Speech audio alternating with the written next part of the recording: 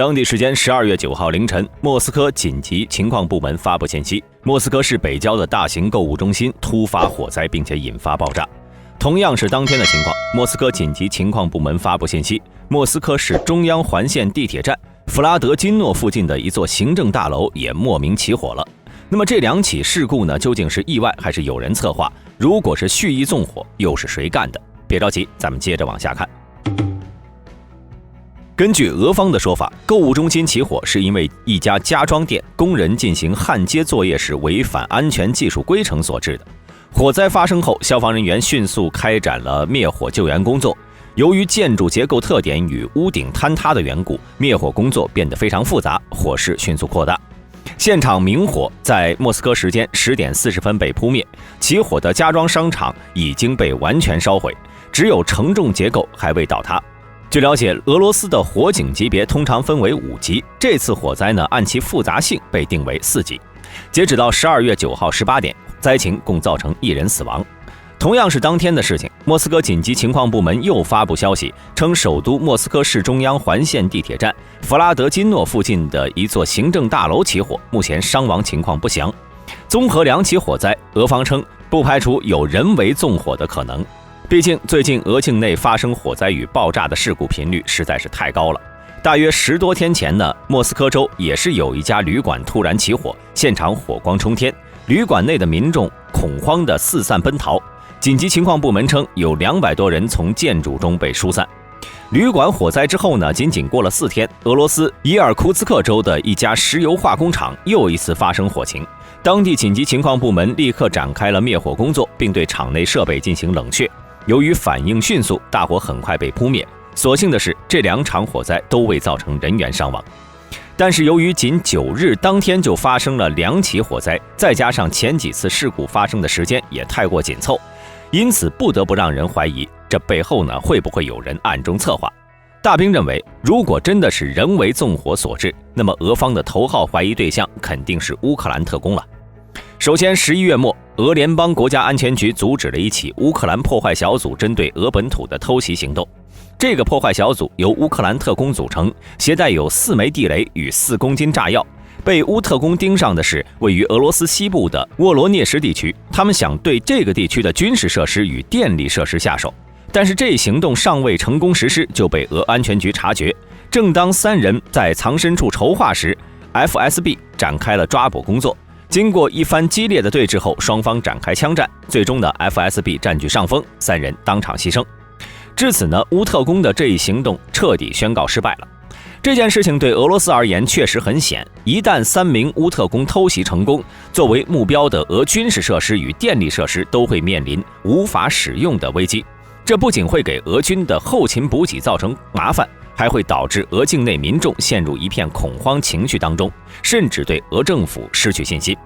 不过这种事情呢，已经发生过很多次了。通常乌特工都会伪装成俄罗斯民众，有的甚至已经取得了俄罗斯国籍，在俄境内从事破坏行动。这些特工呢，大多是身怀绝技，身上藏有枪支与爆炸物等危险品，而且行动十分隐秘。很多被抓获的乌特工都是 FSB 经过几周乃至几个月暗中盯梢的结果。但是尽管如此，也无法避免会有漏网之鱼啊。而这些人也就成为了乌方在俄境内从事破坏行动的主力。除此之外呢，还有一些案件是由俄罗斯人与乌克兰人相互勾结促成的。例如前面提到的乌克兰破坏小组，当时俄方还抓捕了多名参与袭击并且为乌方提供资源支持的俄罗斯公民。至于原因，大兵在之前的视频里面提过，自从俄乌战争爆发后，俄境内曾多次爆发反战示威活动，部分俄民众呢对俄乌战争甚至有比较激进的反对普京政权。那么可见其国内对俄乌战争长久化的不满。还有前几天，乌军连续对俄境内3座军事机场实施了轰炸，有的机场呢是在靠近乌克兰的俄乌边境，也有的是位于俄罗斯腹地。这一点呢，也能看出俄军防线是有多容易被突破。乌克兰特工对俄境内的基础设施的破坏行动也是如此。而如果这2起火灾真的是乌方干的，那么一方面呢，可以视作对俄军空袭乌境内基础设施的反击；另一方面呢，也可以借机打击俄军的士气。毕竟这段时间乌克兰的日子很不好过呀。由于俄空天军接连不断地向乌境内各个地区发动袭击，许多基础设施与军工设施都已经被破坏得不成样子，难以维持运行。比如11月23号中午，俄军向基辅发射了数枚导弹，基辅上空响起了5声巨响，地面有多处冒起了爆炸浓烟，部分民用建筑和基础设施被击中，当时有1人遇难，1人受伤。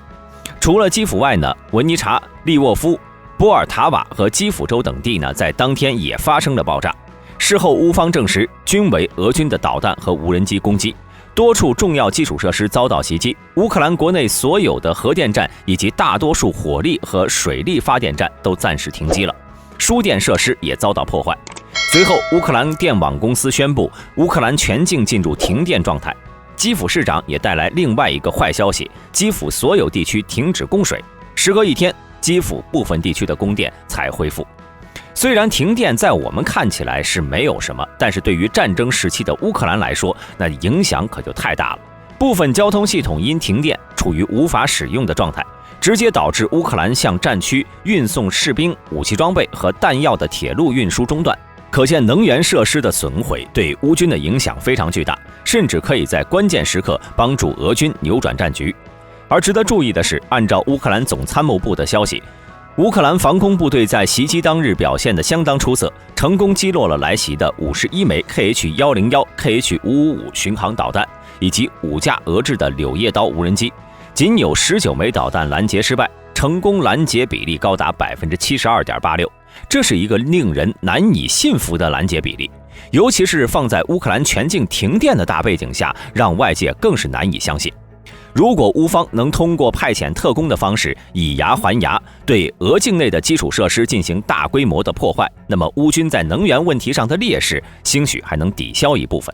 另外，这么做也可以进一步削弱俄军的战斗力，降低俄军前线士兵的士气，这对于乌军来说呢，是一个走捷径的好办法。不过经过这件事情之后呢，俄方也一定会重视这一问题。由于俄乌双方各有各的立场，所以大兵估计双方暗地里的争斗还不会轻易结束。接下来乌方还可能会派出更多的特工到俄境内展开报复性行动。毕竟既然纵火容易成功，类似的行动未来只会更多，这就看俄方能不能防得住了。当然，对于俄罗斯来说，无论这次火灾是否与乌克兰有关，俄方都应该进一步提高警惕，尽可能减少此类事情的发生，给俄境内的居民创造一个安全的生活环境。随着天气越来越冷，数天前呢，基辅下了一场雪，这意味着严寒正在一步步逼近，间谍战恐怕会成为俄乌战场外的新常态。好了，本期视频到这里就结束了。关于这件事情，大兵会持续跟进，我们下期视频再见。